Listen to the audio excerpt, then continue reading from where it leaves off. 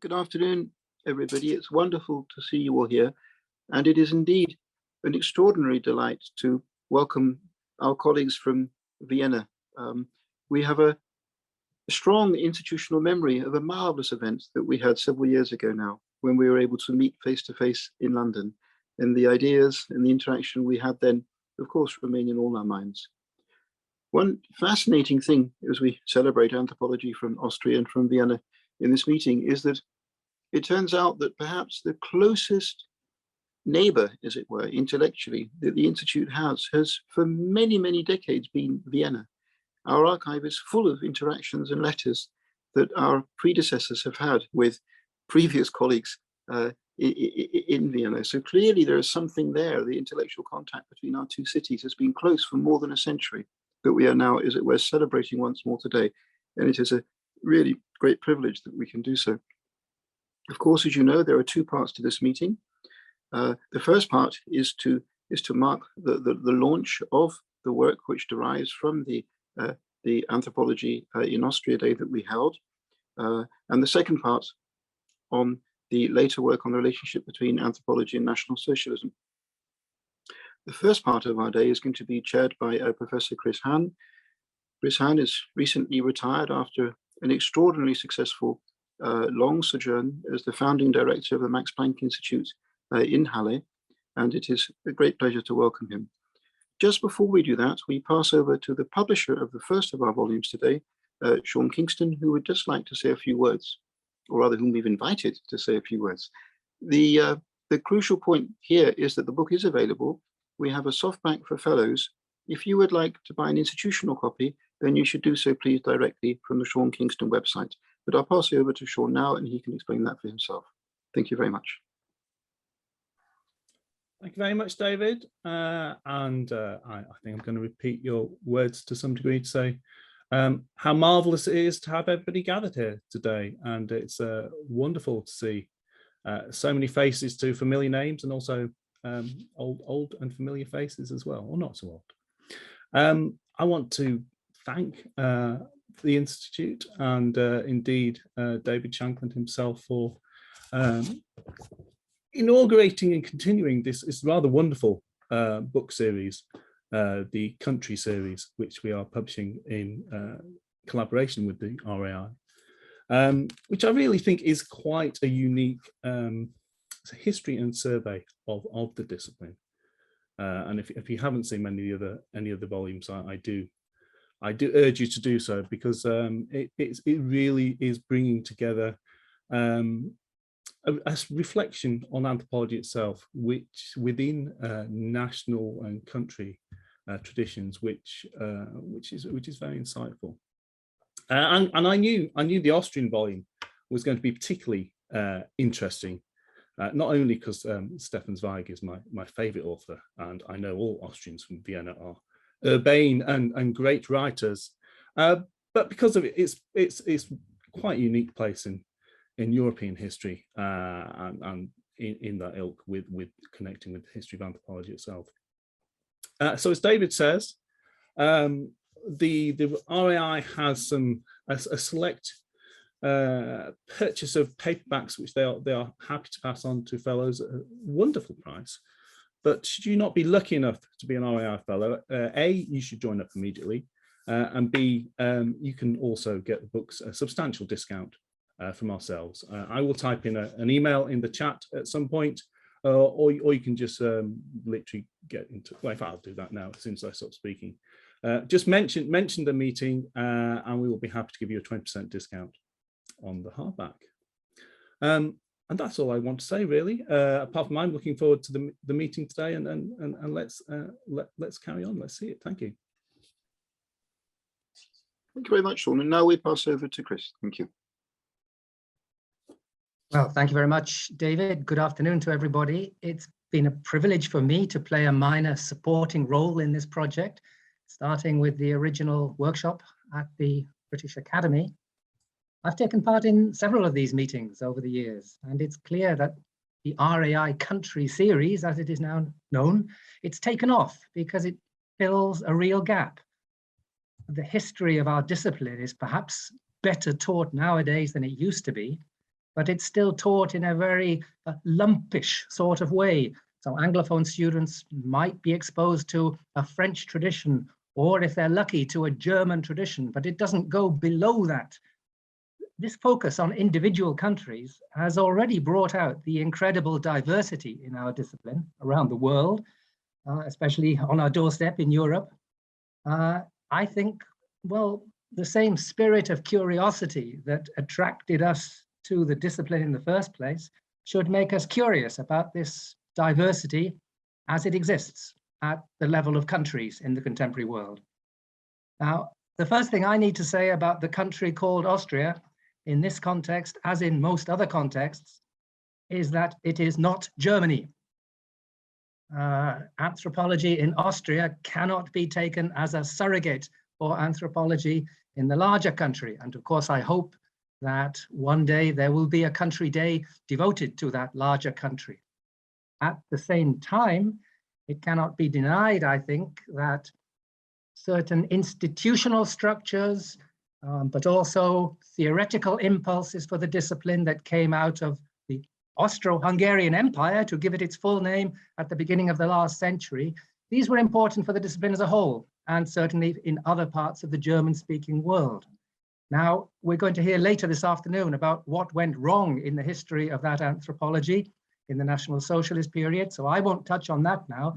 I would just like to mention one point for those in our audience not familiar with the recent story, that Austria has been a pioneer in adopting nomenclature from the Anglo-Saxon world.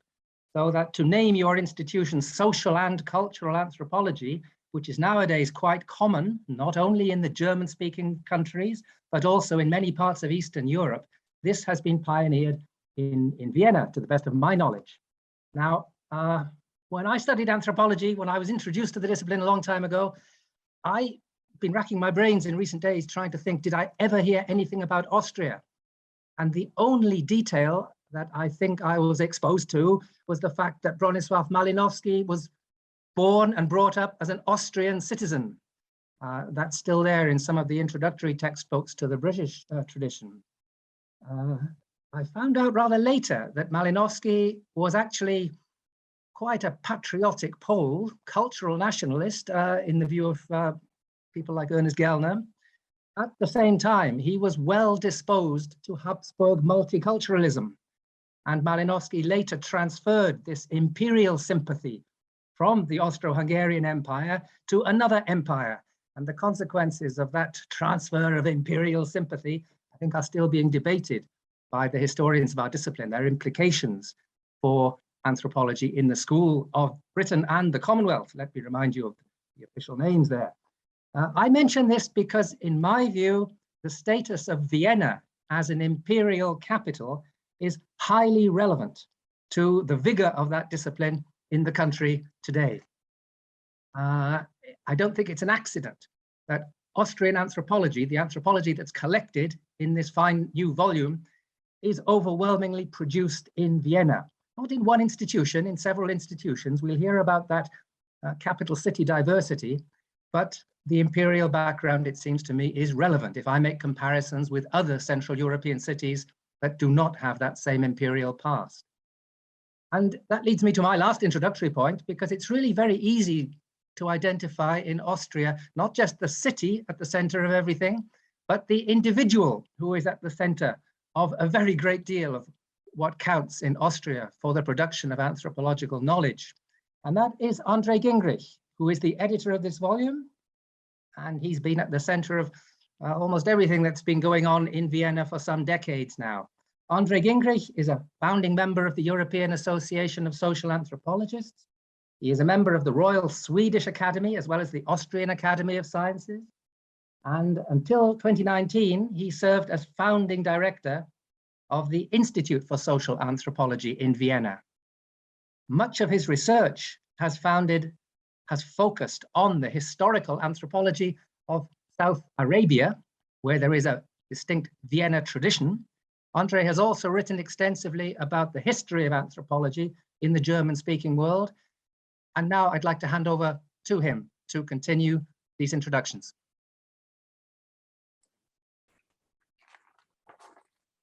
Thanks to David Shankland and to Chris Hann for their very generous introductions.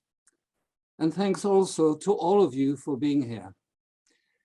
Let me express my gratitude to the Royal Anthropological Institute and its entire team, as well as to Shawn Kingston publishers and their collaborators for making this book publication possible, based on the preceding conference from 2016.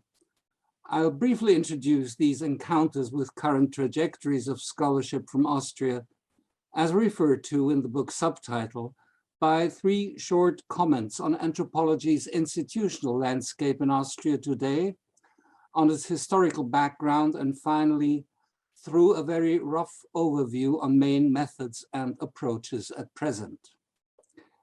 And if it's possible, then Eva Knoll will now bring in the slides, thanks to a visual cooperation with Eva. My first slide gives you an institutional overview on museums, visualized as triangles, university departments, circles here, and units exclusively committed to research. The horizontal pillar indicating Vienna's Anthropological Society, while the vertical pillar highlights the Austrian Academy of Sciences Institute for Social Anthropology, ISA. This institutionalized landscape displays highly centralized features, which to an extent is unavoidable with a capital of 2 million residents in a small country. Specialized institutions complement the overall landscape. First of all, similar to the institutions elsewhere in the German-speaking world, but also in parts of Scandinavia and East Central Europe, Europeanist studies often have their own specialized museums and departments. Second, not a coincidence in a country like Austria, ethnomusicology, but also medical anthropology have some of their own units at various universities. Yet sociocultural anthropology's main institutions in Austria really are the World Museum, ranking among Europe's 10 most significant sites in this regard, the University of Vienna department, which by many observers is considered to be one of the largest of its kind in Europe in terms of student numbers, and the Austrian Academy's ISA, whose status of a long-term basic research unit in some ways may be compared to similar entities, be it at the French CNRS or at the German Max Planck Society. From this very short glance at present-day institutions, my second slide now moves on to an overview of the field's history in the region. I'm distinguishing here between 4 main phases of unequal duration. An important prelude occurred during the Enlightenment period, when the Slovak librarian at the court of Maria Theresia and her son, Adam Kolar, interacting with intellectuals in Göttingen and Moscow, coined the term ethnologia as the study of diverse customs and habits among humans, in a Latin book that circulated quite widely inside and beyond this German and French-speaking cosmopolitan court. It took some time until these first inspirations began to be practically pursued after the Napoleonic Wars. That first imperial Habsburg phase led from first expeditions, early museum launches, and a few early journals to the first circumnavigation of the world by a German-speaking naval crew, His Majesty's Novara frigate expedition of the 1850s, and the ensuing wide dissemination of its results. Sorry. By contrast to these early encyclopedic interests, the subsequent second imperial phase was marked by enduring efforts towards institutionalization, combining with sharp divisions about theoretical orientations, and led from the foundation of the Natural History Museum in the 1870s, with the first department for anthropology and ethnography there, on to the foundation of Vienna's Anthropological Society, and further on even to the first Veniae Docendi in anthropology and ethnography before and after the turn of the century. which all led up to a first chair for anthropology and ethnography at the University of Vienna in 1912. The main rivaling directions I've mentioned primarily were, on the one hand, from medicine and geography, those who promoted a priority for physical anthropology over everything else, versus other rivaling networks who agreed that ethnography needed its separate institutionalization. These latter networks included competing groups of Indo-European philology of the Catholic missionary school around the young priest Wilhelm Schmidt, and a third network of Semitic philologists around David Heinrich Müller and his students. At first, those pursuing dominance for physical anthropology won, and Rudolf Pöch eventually took over the first university chair. Meanwhile, the Semitic philologists were, however, extremely successful in advancing in practice the ethnographic fieldwork method, primarily in South Arabia as of the early 1880s, contemporaries to Boas in that regard, which is why our image here shows two visiting gentlemen from South Yemen standing behind Müller's student Wilhelm Hann in the Vienna suburb of Floridsdorf in Hann's garden in 1902, the photo being shot by Wilhelm's fieldwork companion and wife, Marie Hann, one of the first female employees at any major Austrian museum. Despite the outcome of World War I, coming back to Stephan Zweig in a way, the late Habsburg era survived in a cultural and intellectual sense, as many see it, until the late 20s and early 30s, in many ways in Vienna and elsewhere. During the 1920s, primarily upon Wilhelm Schmidt's initiative, the new Ethnology Museum and the new University Institute for Völkerkunde were founded as separate institutions. The two darkest periods in the history of Austria followed, first under a pro-Mussolini dictatorship and then under the Nazi terrorist annexation regime. Since the entire second part of today's event will be dedicated to this period, I will leave that out here. As for the post-World War II period, I tend to distinguish an earlier part before the mid-1970s from the decades since then. The first period after 1945 primarily served some slow and even contradictory forms of democratic consolidation in sociocultural anthropology, unfolding primarily within German-speaking academic contexts of the West. The second period then has been largely characterized by an increasing engagement with international global orientations, a point that leads on to our third and last slide now.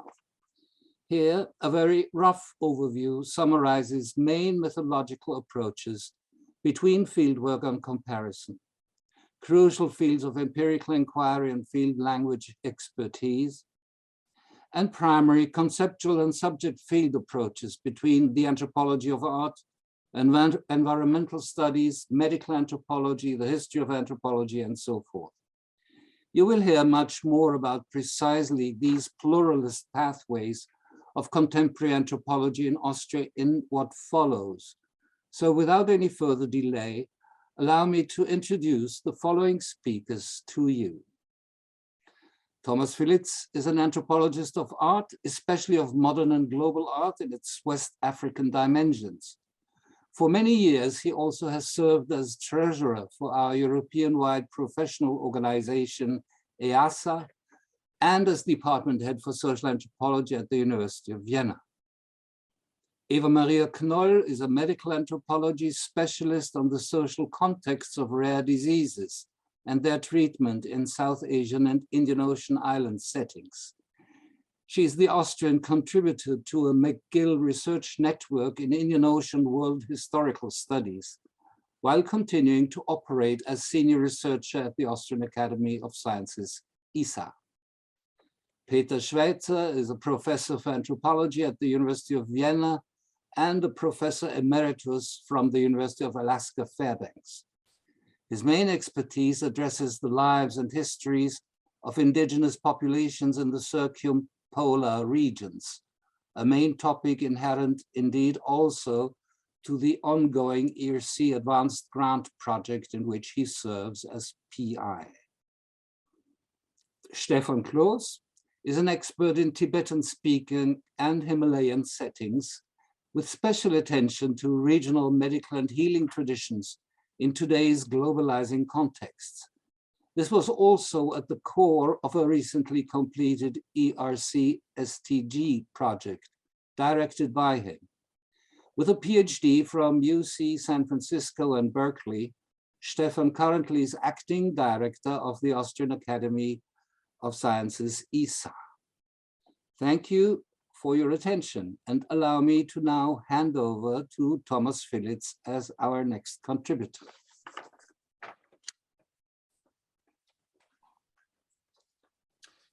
Yeah, thank you very much, and good afternoon, everybody. Thanks, Andre, for the introduction. With a small correction, I was secretary and not treasurer. Treasurer was David Shankland, exactly at the same period when I was secretary of EASA. My chapter of Austria in Motion has the title Persistent Universals in Biennial Research, a Perspective from the Biennale de Dakar. In this chapter, I'm comparing some dominant art discourses which are widely acknowledged in biennial studies with my findings and insights of the Biennale of Dakar and aspects which I, from an anthropological perspective, then consider as universals, I must say, because they are coming up all the time and in nearly every discussions then I had and in many contributions. These universals are, to mention just two, is history of biennials. What we mostly find is a linear world history of biennials, which starts from the Viennese biennial in the late 19th century. And the other one is a structural approach to this history, which deals with different models about art biennials in the world. Instead of discussing now in detail some or producing or giving you a summary of my book chapter, I would like to give you some information, some background, methodological, conceptual ones about this research I have done on the biennial and to come into the discussion with these universals. I started my research in 2008, in early 2008, in Dakar, and my research was partly, I was interested with my studies about art, contemporary art in Africa, West Africa mainly, with studying a cultural institutions, which was dealing with contemporary art. And the other point is I have to give my credits and my gratefulness to late friend Amadou Sow, who was Senegalese born but living in Vienna and who always wanted me to come to Dakar to study this Biennale and who introduced me then into it. So the point about Dakar is it is a Biennale, it is not a museum. So what is a cultural institution and how can one study that one? And this was my first challenge I had. Just to give you a very concrete example, I came there the first time in the end of January 2008. And I thought that basically everything, most things were already done or were being processing. So I thought I would have a very intensive research there because the Biennale was supposed to start in early May 2008. And it turned out nothing had been done and nothing was there. And there were just some sessions, meetings of huge problems about maybe we could have this Biennale or not. I have taken, I would mention in here, in this very short part, two approaches, anthropological ones I had taken, which were very important for me. One was Marc Auger's idea of an anthropology of contemporary worlds, which he dealt with in his publication of 1994, Pour une anthropologie des mondes contemporains. And the second one was about this fieldwork methodology, how to construct the field. George Marcus and Paul Radinov, who are speaking of assemblages, which I think is a pretty good idea for what was the topic of Dhaka. You cannot have a long period of research in Dhaka about the Biennale, because basically nothing is happening, and there's just a few offices in the city. And nothing, as I said, in early 2008, I was there for over 2 months, nearly nothing was happening. There were just meetings with some artists, but nothing really serious was going on.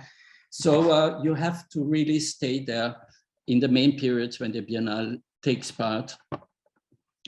place, and what is going there.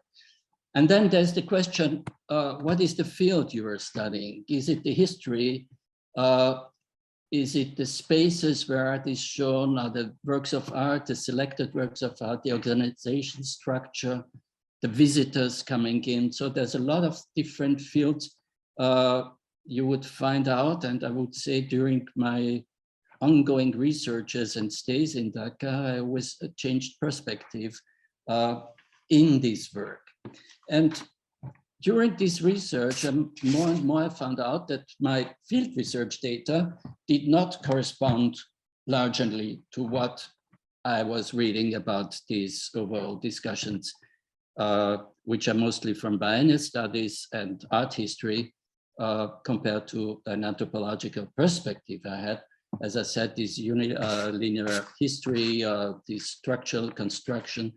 And I found that most of the first of all, many data got lost, and secondly, that I could not find the historical relationships where other researchers from art history and biennial studies would pretend a diffusionism, which you could not prove historically on these grounds and of ideas.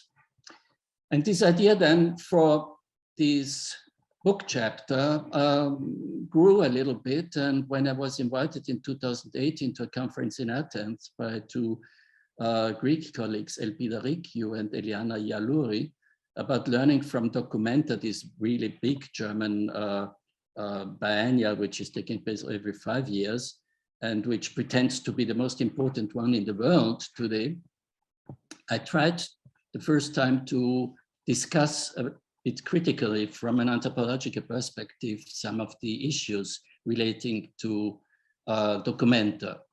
And after these discussions and things, I had a conversation with George Marcus, who was invited there as well.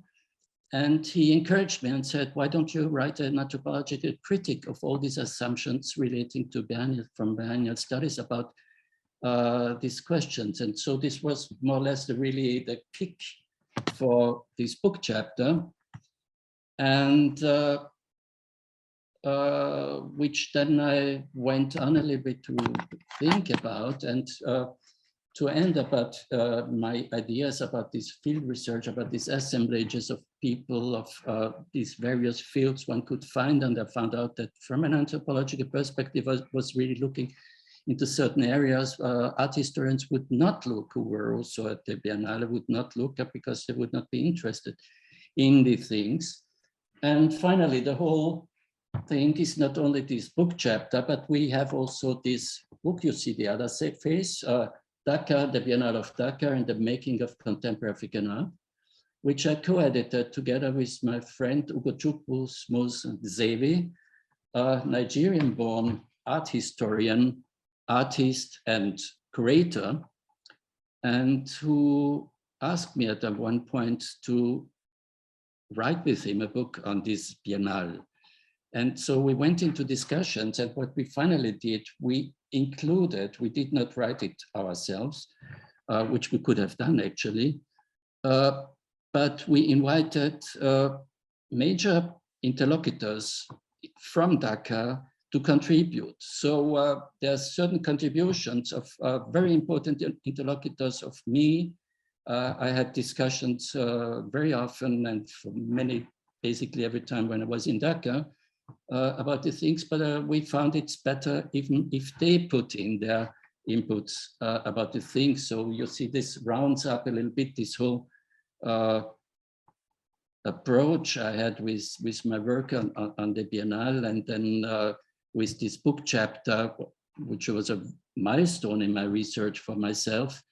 And then finally to end up with this volume in which, again, we have these combinations of people from very different regions of the world, from very different fields, who contribute in, let's say, in an anthropological perspective about these many different areas of the Biennale. Thank you very much.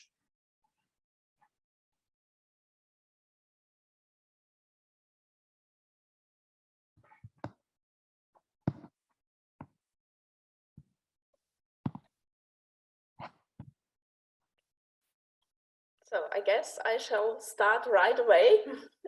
So let me share my screen again.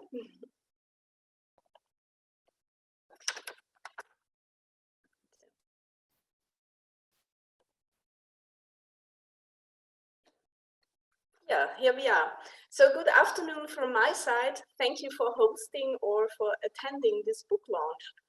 My contribution to the Anthropology in Motion volume addresses the formation of local biologies, to use Margaret Locke's useful term here, at the crossroads of multiple transformations in the Maldive Islands. I'm ethnographically scrutinizing this prominent tourist destination as a rapidly transforming healthcare landscape. Asia's smallest country is struggling with the world's highest prevalence of beta thalassemia, a care-intensive inherited single-gene blood disorder. So the question is how the understanding of and response to issues related to risky genes, aptly coined as genetic responsibility by Carlos Novas and Nicholas Rose, is organized, rationalized, performed, and transformed in an archipelagic setting, characterized by a small and scattered population and by spatial disparity. When I started this work in 2011, shortcomings in the management of thalassemia were multiple and mainly accredited to scarcity. The Maldives classified as a least developed country, and scarcity informed almost everything, from infrastructure, equipment, medical supplies to health professionals and donor blood. By 2015, however, a shift in the socio-spatial organization of healthcare became obvious. I call it the island factor. The economic rise of the Maldives to the only upper middle income country in South Asia had an impact on health, in overcoming scarcity and in installing general health insurance. Simultaneously, it has widened lasting inequalities. Uneven distribution became the issue, since preventive and curative dimensions of genetic responsibility were yielding far better results in the capital area of Greater Male than in the rest of the about 200 inhabited islands. The story of health transformations and disparities in my chapter follows the life trajectory of Sina, a young woman belonging to the first cohort of blood transfusion-dependent patients to have survived childhood. Born into a small island community in the far north, Sina, as a baby, was entrusted to care of her mother's sister, who lived in the capital, at that time the only place where Sina could receive her life-saving bi-weekly blood transfusions. Sina was always longing for her birth island while growing up in the capital. Over the last 2 decades, however, health infrastructure gradually improved, allowing for blood transfusion services also in remote parts of the archipelago. Sina resettled to her home island at the age of 23. Yet, Sina is not alone in this somewhat remarkable longing for remote island life in an island nation. The transition of thalassemia from a lethal pediatric into a manageable chronic blood disorder, and the decentralization of healthcare, as exemplified by Sina's story, comes along with an increase in the country's prosperity, changes in its socio-spatial organization, and with the emergence of a novel island identity. The elongated, garland-shaped Maldivian archipelago, expanding over 860 kilometers in the Indian Ocean, displays a spatial organization typical of archipelagos, with a socio-political and economic center and a dependent periphery of more or less remote islands. Maldivians, or Tivehin, as they call themselves, share a binary mental map with regard to their country, namely Male and the islands. It is geographically informed and loaded with ambivalent desires and projections that are constantly interacting with socio-political realities. In contrast to the amenities of the capital, the islands are associated with deficiencies, a lack of infrastructure, of community services, jobs, education, of shopping and consumption opportunities. Island life there is considered to be slow, simple and traditional, rather backward, but also more authentic and fairly healthy in contrast to the capital's overcrowded living conditions. The islands are considered inferior to some extent, but nevertheless, and perhaps exactly for this reason, they are also desired sites of retreat, especially for Islamic Eid holidays. Persons born on the islands often are labeled with the pejorative Maldivian term Rajiteri Mihun, meaning country bumpkins, and considered to be uneducated, stubbornly traditional, generally backward and careless when it comes to genetic responsibility. By about 2015, however, islanders organized through social media have appropriated the term and now tend to be proud to emphasize an island identity. The movement is denouncing a systematic discrimination against the islands by the government's prioritization, prioritizing the development of Greater Male with large-scale infrastructure projects. By consequence, this leads to ever more migration from the periphery in search of jobs, education, and health.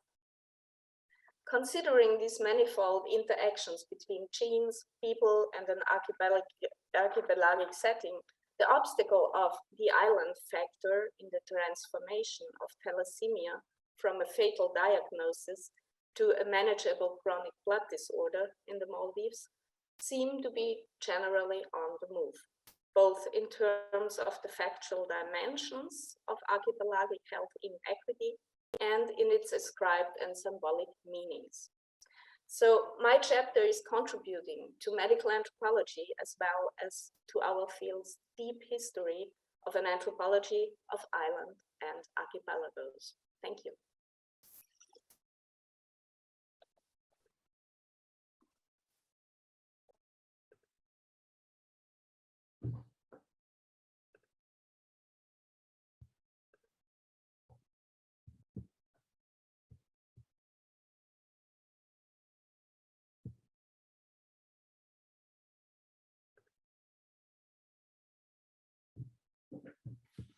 Hello, everyone. I assume it's my turn.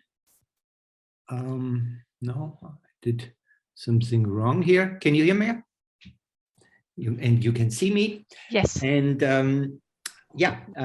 thank you very much for the invitation to participate in the book, first and foremost, and of course also to participate in this presentation today.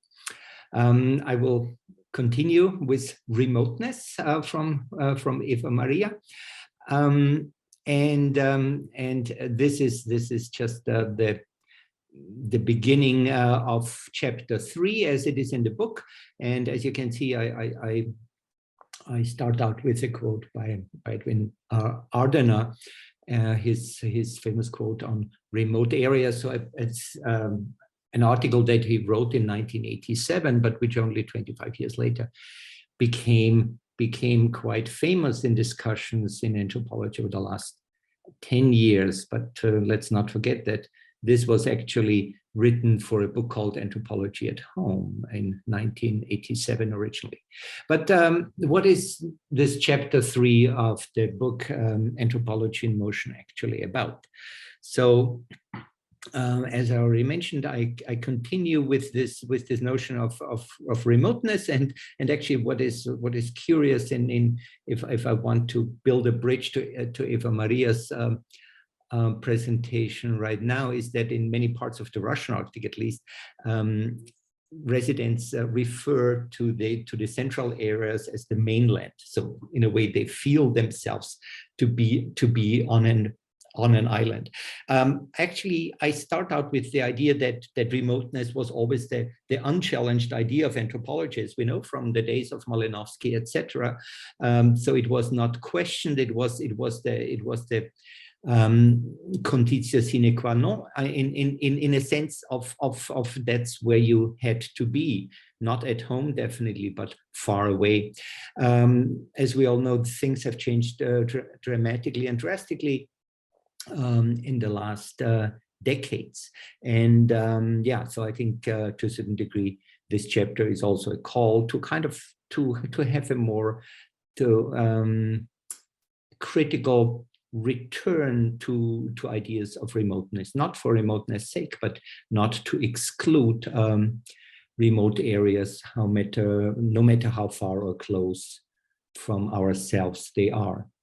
Unlike some of the other chapters that focus on particular research projects, I try in this chapter to give an overview over some of the things I've done over a number of decades, and among them is hunter-gatherer studies. That has an interesting connection. You know, most of the big contributions to hunter-gatherer studies come from tropical areas in Africa and elsewhere, and I must always think that myself working in the Arctic, there has always been a very tenuous relationship with hunter-gatherer studies. Technically, many of the residents, especially indigenous residents of the Arctic, until recently, and in some cases up to today, are hunter-gatherers, but it's often Arctic studies is not always really seen as part of this hunter-gatherer tradition. In the last 15 plus years, my own research has been situated within interdisciplinary climate change research. That probably had a lot to do with the fact that I was based in the Arctic, in Alaska, where these debates that we have now, for example, in Central Europe, started almost 20 years ago. And as we all know, the Arctic experiences climate change to a much higher degree than certain other parts of the world. So this climate change and what people do with and against it is especially in the Arctic is part of this chapter. My own anthropological engagements in the last, I would say, 6, 7, 8 years were really primarily consumed by infrastructure studies. Infrastructure has become a very trendy subject matter within anthropology and neighboring social science disciplines, and together with a variety of colleagues, I've been able to conduct. We're actually on the 3rd grant now to study particular infrastructures, transport infrastructures in the Arctic or in the circumpolar north. And you will hear about that later. But climate change and infrastructure studies are, for me, part of the same package, so to say. They are part of environmental studies, kind of dealing with transformations in built and natural environments. The case studies that are being used in the chapter are, on the one hand, Arctic, Alaska and Siberia. These are the primary areas where I have been doing field work myself in the last 30 plus years, but also I'm referencing work in the Austrian Alps, primarily by Hertha Neubauer, a colleague in the department. And that's in general, I think I try within the chapter to make these connections. So not just to talk about my own research, but to see how these different topics that have been raised in my chapter, how is there a tradition or not? And it's certainly not everywhere the case. But it is, if we start with hunter-gatherer studies, the famous or infamous Vienna School of Anthropology certainly had a very strong interest in hunting and gathering societies, especially in their search for the Urkultur. So so we Andre already alluded a little bit to this particular facet of the history of Austrian anthropology. It's nothing particular that we are really proud of today, but it's part of where we're coming from. Siberian studies has also quite an extended history in Austria, and partially also in relationship to the Vienna School of Anthropology. So because these Pater Wilhelm Schmidt and his students were really interested in Arctic cultures and Siberian peoples as well, for the very same reason.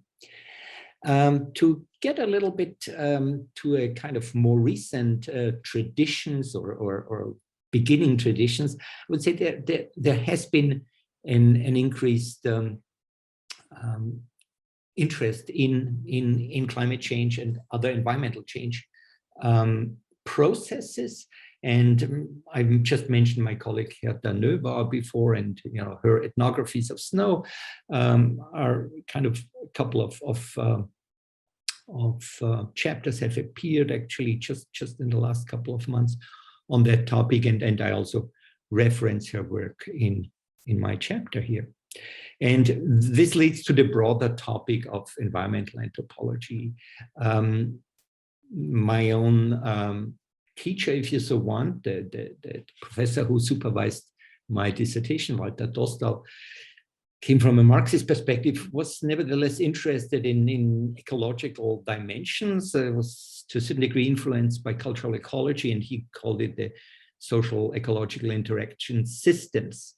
But I think since then there has been a gradual move to kind of newer versions of environmental anthropology. And at this point, let me see, why can I not move? Okay, let me to the next. No, here. I unfortunately have to mention a sad event. Our dear colleague Elke Mada passed away half a year ago in August of last year, and I really think it's very appropriate to mention her here, especially in the context of environmental anthropology. She was, apart from being a co-editor of an important early book on environmental anthropology together with Andre Gingrich, she really did a lot of teaching at the University of Vienna on environmental anthropology, especially the relationship between worldviews and environmental attitudes. So unfortunately, Elke was not able to participate at our event in London back in 1916, and so I just want to mention her importance to Austrian anthropology as well here. So coming to an end here, or toward the end of my part, so these are some of the lessons that are in the chapter, but some of them go beyond that. So the first is clear, already mentioned. I think that the second point, from more than human to more than climate perspectives, is something that I didn't express in that way in the chapter yet. I've done that in other publications since, but I think it's really, as we all know, there's a certain tendency nowadays in the social sciences of climate determinism. So I think it's also important to move to a more than climate perspective. And as already indicated earlier, for me, this interest, and to a certain degree fashion in infrastructure studies, has been between these poles of the political and the environmental, and I would actually say mostly toward the political. And I probably find it timely to move it more toward the environmental, but in a kind of a holistic and comprehensive way, namely to see infrastructure as part of the built environment, and thus of a kind of, as some people would call it, especially in the United States, the total environment. So built environment, natural environment, social environments, etc. So to speak of a more inclusive environmental anthropology. And finally, I would say that Austrian anthropology, currently at least, is both very active at home in Austria, but also far away. And I think that's important to keep this that way, and to understand that remoteness is relative and relational. Last slide. When I came to London in 2016 to give the initial presentation on remote connections, that was actually the time when I first thought of writing an ERC advanced grant proposal. Actually, the first working title for that ERC advanced grant proposal was remote connections. It took us a couple of times of trials to submit and getting rejected, but finally our 2019 proposal was successful, and we have now, I think my colleague Olga Pagodas-Nuke is in the audience, and together with her and a number of other colleagues, we are currently leading this project, again working further on this dimension of transport infrastructures. And I think my time is over. Thank you very much for your attention.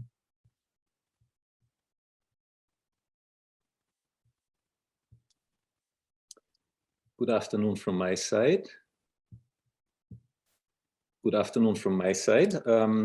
Like my previous speakers, I am also very grateful to participate in today's event and to be part of this book and this group.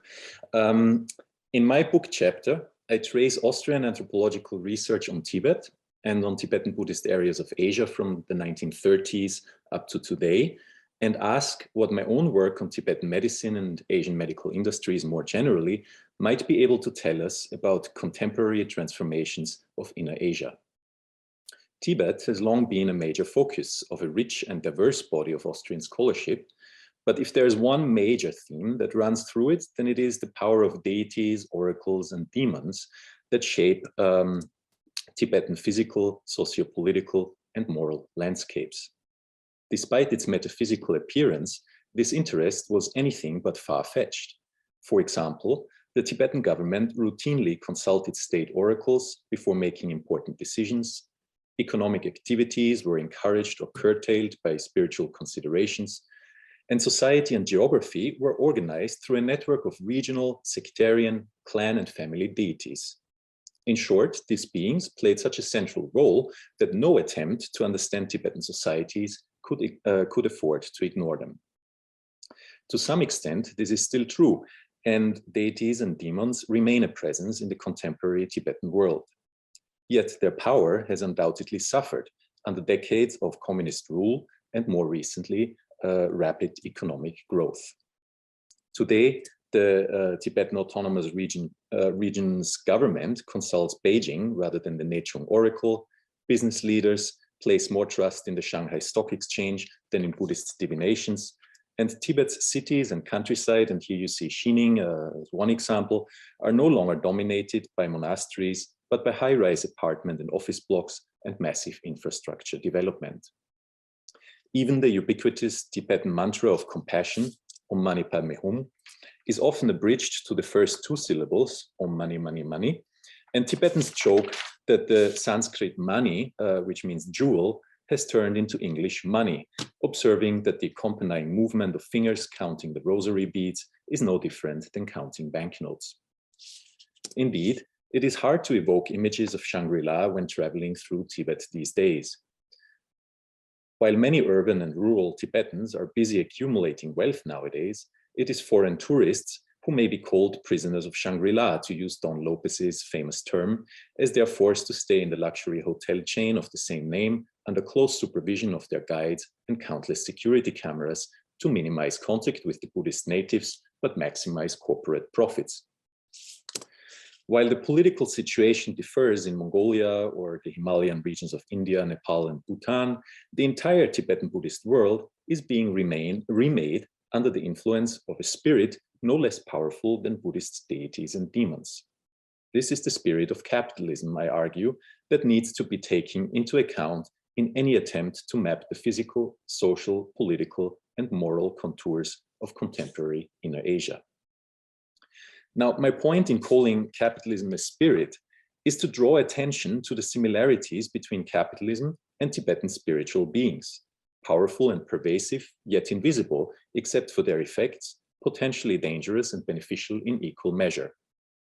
Like the demons that roamed Tibet before Buddhist masters bound them by oath to serve as protectors of the faith, still wild and dangerous, but fulfilling a noble purpose now, capitalism, arriving from China in the terrifying form of savage or frontier capitalism, is being tamed and domesticated at the same time as it transforms Inner Asia.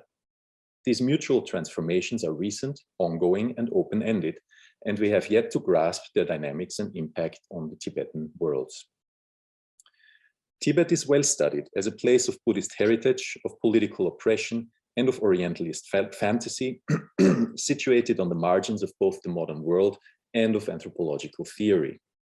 I suggest that this vision needs to be complemented by a fresh perspective from Inner Asia as the domain of not only Buddhist deities, but also a very active spirit of capitalism.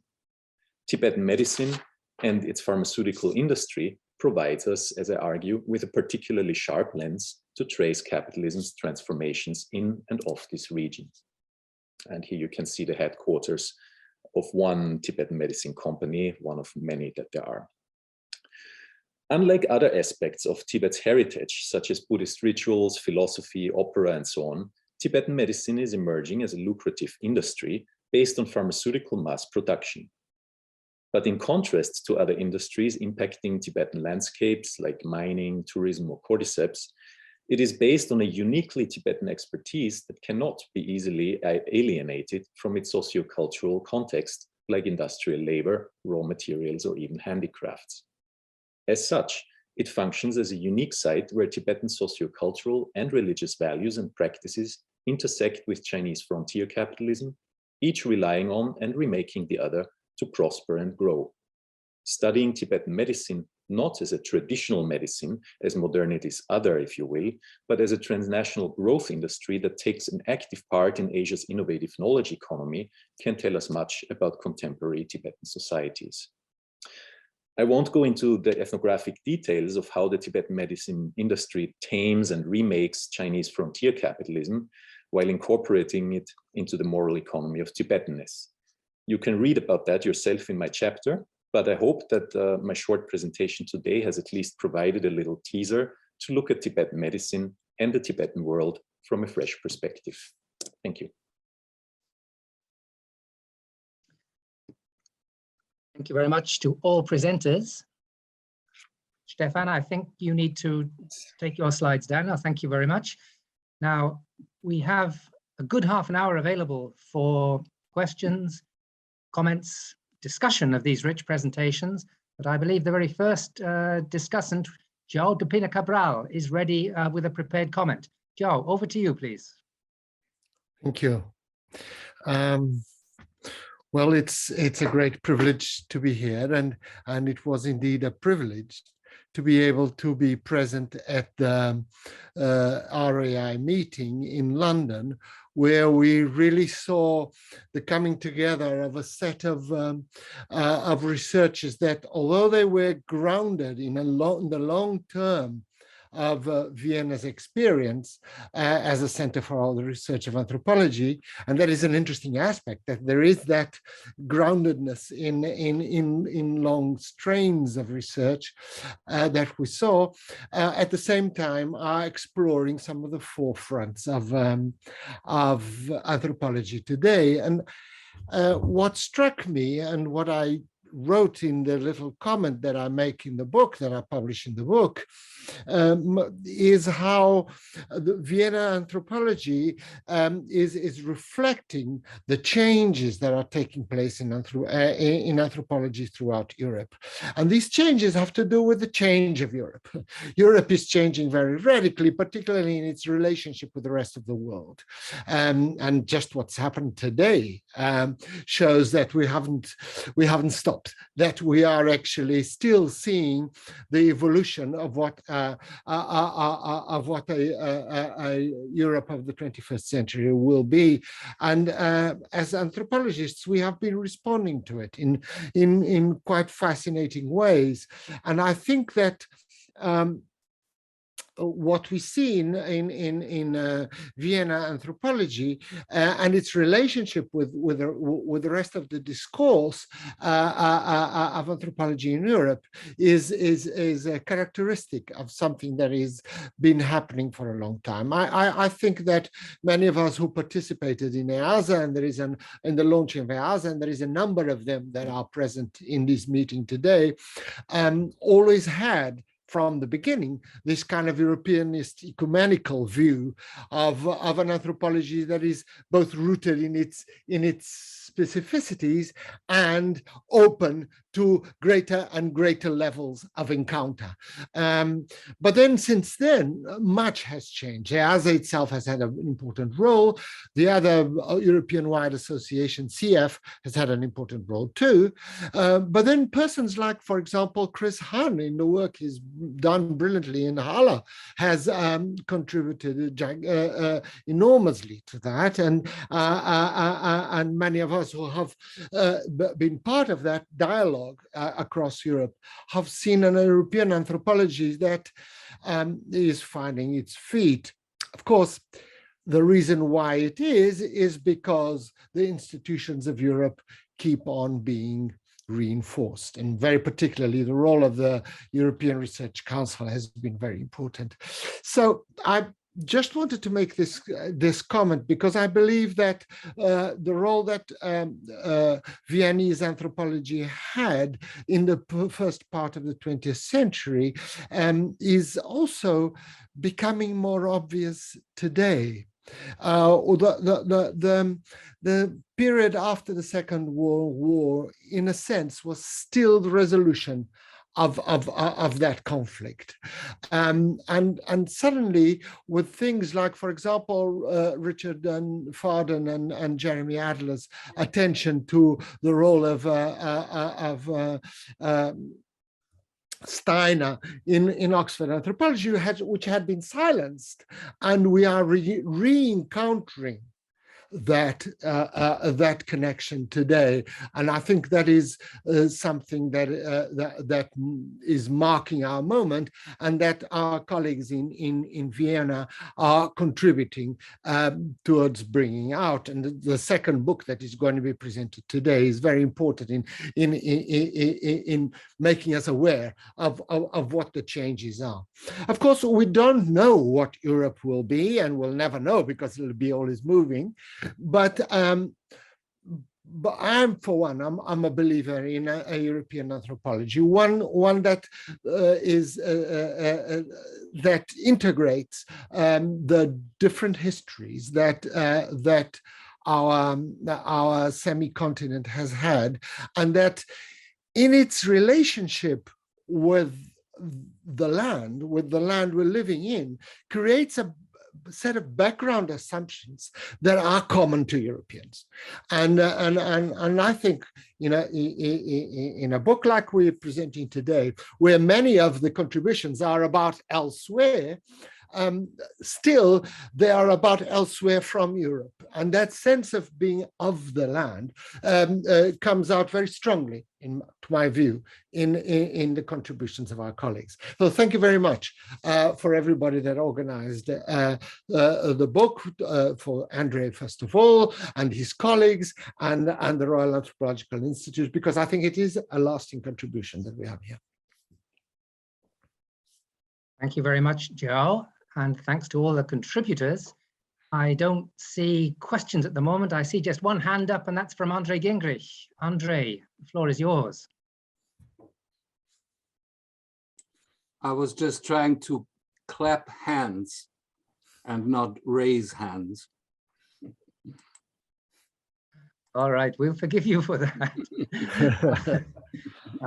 We do anticipate a half an hour for discussion now, and then there will be a break before part 2 of the afternoon program begins at 4 o'clock. So I'm waiting for your questions. Perhaps I can throw something out since no one is coming forward at the moment. Members, panelists, those who have presented can, of course, come in themselves. They can comment on each other's presentations.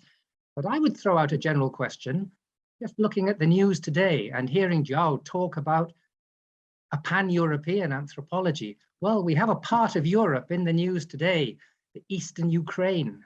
Where are the anthropologists who can say something to the world about what is going on there, about Ukraine generally, Western Ukraine, for those who know even less about that country than I do. I've never done fieldwork in Ukraine, but the Western part was very much a paid-up member of the Habsburg Empire.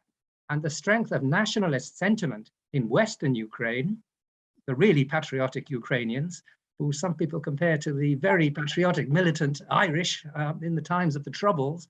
There is a certain militancy about that region.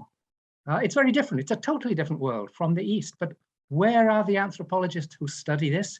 And why, given Vienna's investment in eastern parts of Europe, have we heard this afternoon about Dakar and the Indian Ocean and the Arctic and Tibet, but nothing about Eastern Europe? So there's a polemical question from me to get the discussion going.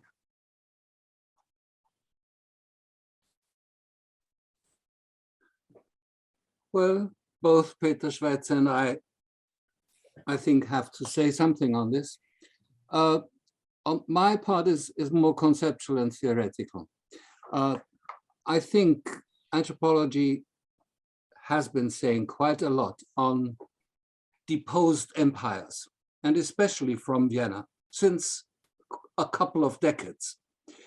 And that the problem really lies to an extent with dethroned majorities who have a problem coping with new realities of being downsized in influence and in spheres of a wider presence, and hence become radicalized. That was one of the main experiences of the Habsburg Empire after 1918.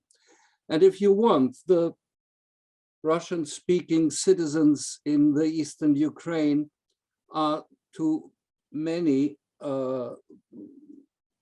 in a spirit of Russian nationalism inside Russia, what the German-speaking South Tyroleans have been for the Austrians. You know, suddenly after the downsizing of a previously larger empire, the Soviet Union, you find in the Habsburg case, your smaller country being cut off from German speakers outside the new borders. And that creates feelings of anger, feelings of humiliation, feelings of being unjustly treated that in Austria's case, as we've tried to analyze, have taken 2 or 3 generations to be overcome until the last bombing squads of the South Tyrolean extremists stopped bombing and agreed for a peaceful settlement. And that's our perspective on this issue. I think from a, sober but Habsburg history informed perspective, these things are painful and they take a long time. Thank you very much. Peter. Yeah, so I think Andre already kind of referenced the conceptual part that Andre and myself, we first started talking about these things in the mid-1990s, when already the first signs could be seen. But of course, unfortunately, it has been taken to a new negative last night. Let me just also mention the practical and pragmatic side. My own research is at least partially situated in Russia, and it's very clear that what is happening right now will have implications for that, and on a variety of levels. It's not just a matter of whether you can get a visa still to get into Russia or not, but I think it's also, at some point you need to ask yourself the question, how long are you going to work with a country that that is actively involved in war, etc., and so forth. So I think there the next weeks and months will be also for our big ERC project. There will be difficult decisions to be made. On the one hand, some decisions will be to be made by us, and others we will have to see how others in the world decide about science directly and indirectly. Thank you very much, Peter. I'm pleased that we do have some questions now in chat and everyone can look at them there, but I think I should read them out quickly to get going. David Shankland, first of all, to everybody. A question to all the panelists about European anthropology. Does it have common historical roots, or is that the wrong way to conceive the question? And David adds a specific question for Andre Gingrich. Did Pater Schmidt have any disciples or pupils? Did his intellectual project, however ill-conceived, leave no influence at all? I'll take two more questions and then we'll have answers, and our people can continue to write in or raise your hand if you wish. Next, from Annie Sweeney to everyone, but it's a specific question about the Maldives. Do the authorities there accept traditional medicine, or is it confrontational? And then a long question from Jeremy Walton, intended for Andre. Andre is getting a lot here. I won't read that one out. Perhaps we can ask some of the others to come in on David Shankland's question, first of all, while Andre is gathering his thoughts. On Eva, perhaps you specifically on the Maldives question, first of all. Yes, sure. Thank you very much for your question. Of course, it's one-sided to just look at biomedicine. There is indeed a traditional medicine system. It's called the Vehin base. It's mostly ointments based on herbs, on coconut oil, of course, and on grounded products from fish. And there are practicing people in Male, and there are quite famous ones in the islands. But as everywhere with medical pluralism, it's also in the Maldives that you turn to the traditional system with some issues, and to the regular biomedical system that is, of course, dominating with other issues. And the kind of diseases I'm working on, thalassemia, is for sure a disease of the genetic era, and is really mediated. These lives are mediated through biomedicine. So, but we still have a traditional system, and it's normally addressed to it simply has its space in a pluralistic landscape. Yeah. Very much. Andre, I think you must come back in. Yes, okay. Well, just briefly on, I think, Adam Cooper's question on the role of the Catholic school of Wilhelm Schmidt. We'll partly deal with that in the second part, but I just wanted to re-emphasize that for a while they were just one among several players within a wider field of competing factions, and in a way building up the separate Institut für Völkerkunde in the late 1920s and the Museum for Völkerkunde about 1.5 years earlier than that, largely resulted from that particular group's initiative. The separation from physical anthropology, whether we like the Catholic theological orientation of Schmidt and his generation of collaborators, had a largely anti-Nazi thrust, because they did not believe in Darwinian socio-biological orientations as they were promoted by the Nazis. This doesn't mean that Schmidt didn't have his anti-Semitic moments himself, but it was not a racist anti-Semitism. It was the normal Catholic anti-Jewish tendencies that you had in certain wings of the church at the time. So after the institutionalization of the museum and the institute, there were about 10 years when the Schmidt School was fairly influential, not only in the Austrian branch of German-speaking anthropology, while the Nazis, by the way, took over in Germany already in 1933, but they also were in control of a Catholic global missionary network of researchers. So for a decade or so, their influence was truly significant, also inside the anthropology of Austria. And when it came back after 1945, it had changed a lot. They had, to an extent, transformed themselves from pro-Mussolini kinds of fascists to conservative Democrats, if you want. So it's one should be fair to them while continuing to be critical of their legacy, I think. And the other question, if I may be equally brief, was on Orientalism, that did play a very important role as an ideology in those branches that during the 19th century contributed to building up anthropology. That question came from Jeremy Walton, if I'm not mistaken. And yes, they lead from the early founding president of the Austrian Academy of Science, the Vienna Academy of Sciences, as it was then called, the Imperial Academy of Sciences in Vienna, Josef Freiherr von Hammer-Purgstall, on to the middle of the 20th century. The impact was indirect for anthropology, but led through research in the Arab Peninsula that originally was carried out to find sources enlightening the interpretation of the Bible, in particular the Old Testament.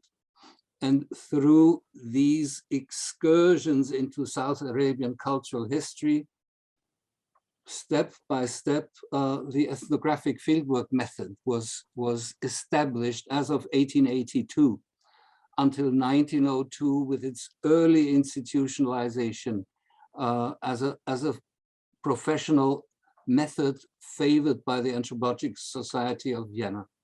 So yes, there is a direct interaction in this late 19th century between Orientalism and ethnography that should become a part of our critical record. Thank you very much, Andre. Ulf Hannertz is next with a question. Do you hear me now? Okay. Hello, everybody. I just want to mention something about much more recent Austrian anthropology and its involvements with the world. I don't think one other institution was mentioned before, the IFK, the Internationales Forschungszentrum Kulturwissenschaften, where I was fortunate to spend some time, and it has made Vienna one of my favorite cities. It helped a great deal to strengthen my personal friendships with Austrian colleagues. But also I remember, for one thing, that in the room next to mine at IFK during the term that I was there was a Russian anthropologist whom I've maintained contact with ever since. My most recent exchange of messages with him was that he was now involved with studying conspiracy theories, including the Russian ones, which I think should be quite an interesting topic these days.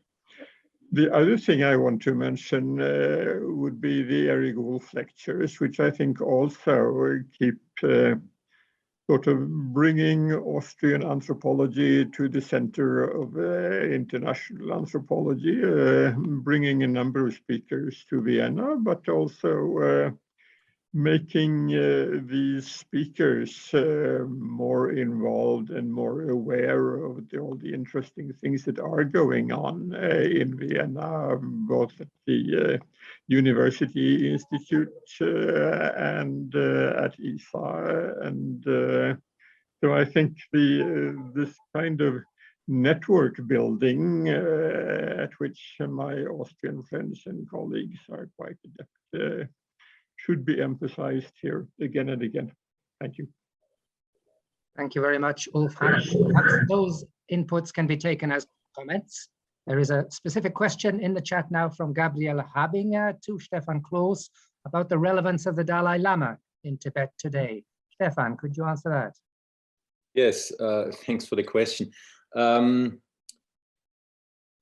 Where to start? So there is a kind of a differential landscape of religious and leadership figures in the Tibetan societies that are either acknowledged or not acknowledged, and it also depends on what area of the Tibetan world you're in. So in the Tibetan Autonomous Region, people generally just do not talk openly about the Dalai Lama, the current 14th Dalai Lama. Previous Dalai Lamas are okay to talk about and also to depict, but not the current one. Whereas other areas of China, such as, for example, Sichuan or Qinghai province, people can talk about him more openly. To make a long story short, his relevance in Tibetan societies remains unbrokenly tremendous. Whatever he says from his place in India or wherever he travels is heard and listened to and respected throughout the Tibetan world. However, depending on the political context, people have to hide that kind of respect and the relevance that he has to a greater or lesser extent. But his relevance is unbroken. And you can see that, sorry, and you can see that by the Chinese government's efforts to have a control in the recognition of the reincarnation of the next coming Dalai Lama once this one will pass away. Thank you very much. Ulf, I'm assuming that the hand I still see in your case is a relic, or do you wish to answer a question? No, it's just my incompetence in removing the yellow hand. Okay, thanks. Are there any more questions, please, or any other presenters who would like to say something briefly, because we don't have all that much time, but there is definitely a chance for a soundbite from everybody, except perhaps Andre, who's had enough already. What about the rest of you, please? Yeah, so I actually would like to respond to Ulf's comment just now, and I think you know, thinking back maybe of the 70s and 80s, it's probably true compared to other Central European ethnology landscapes that I think we started early on with kind of internationalizing, and I think there's as always a variety of factors. Including certainly an individual input of Professor Dostal, whom I mentioned before, but I think there is also something to be said about the smallness of a country. So I think we just having one city where this is, I think we were always from the get-go more forced to look for other examples and for encouragement, and you know, be it in France and in Britain or elsewhere. I think that certainly shaped this early period of internationalization, I would say.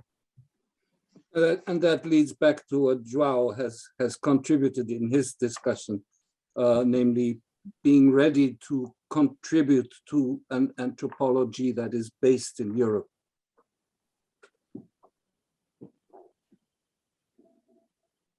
João, please.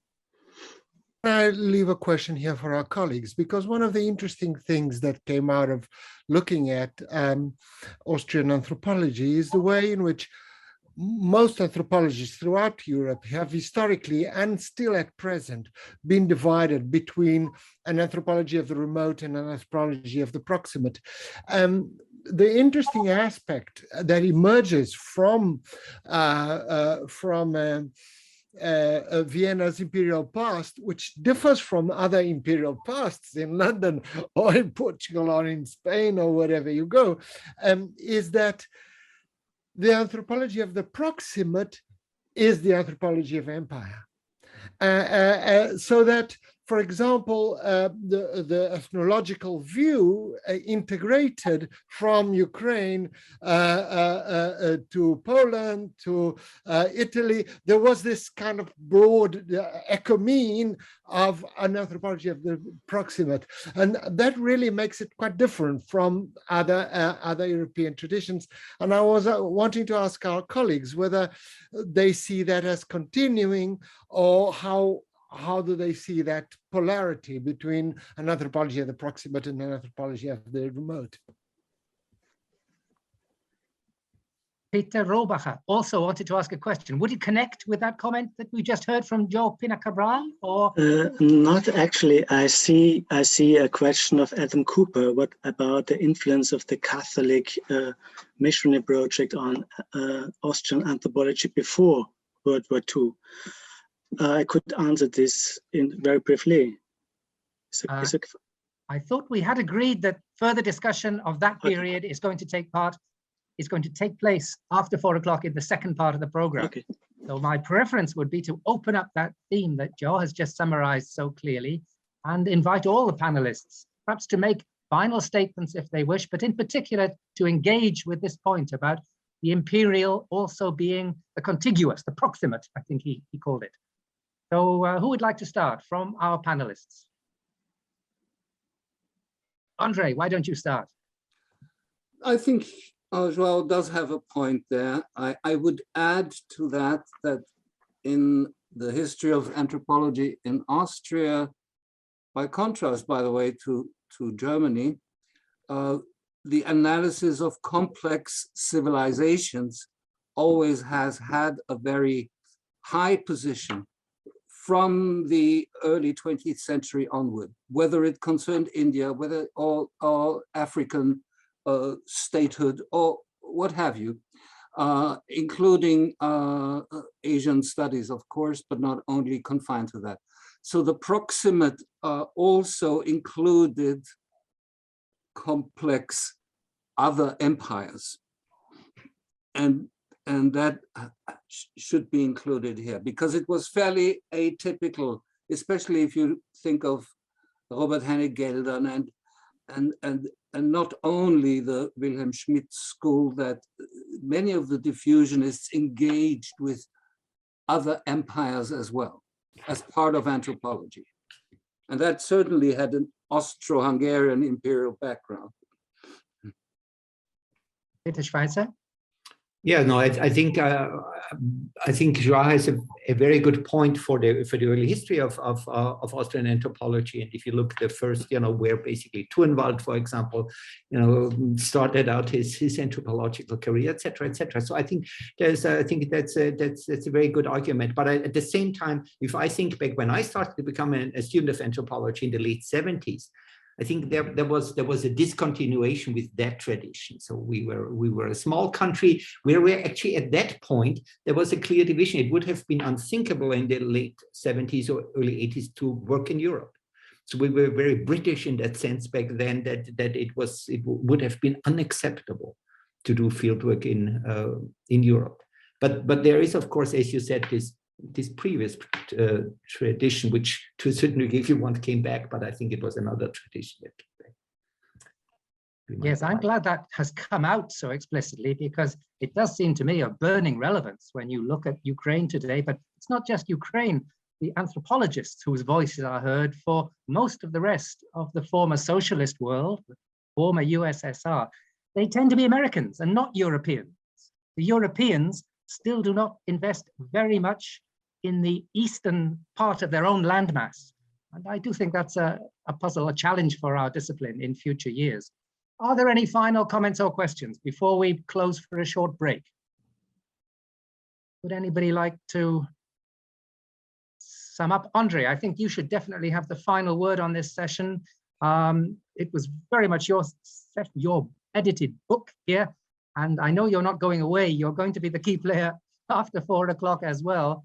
But would you like to say anything at this stage of the proceedings before we take a short break? No, I just want to thank everybody, but especially Chris and João for their contributions here. It was an enlightening conversation, and I believe it hints at an ongoing process of various dialogues to be continued at some of the key topics that have been addressed here. So thank you very much.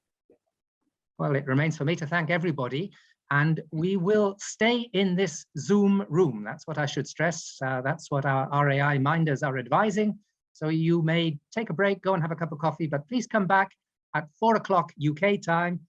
Yes, it's 20 to 4 almost at the moment, so you have a break of over 20 minutes before the second part of this afternoon's exciting program. Thank you very much to everybody for the moment.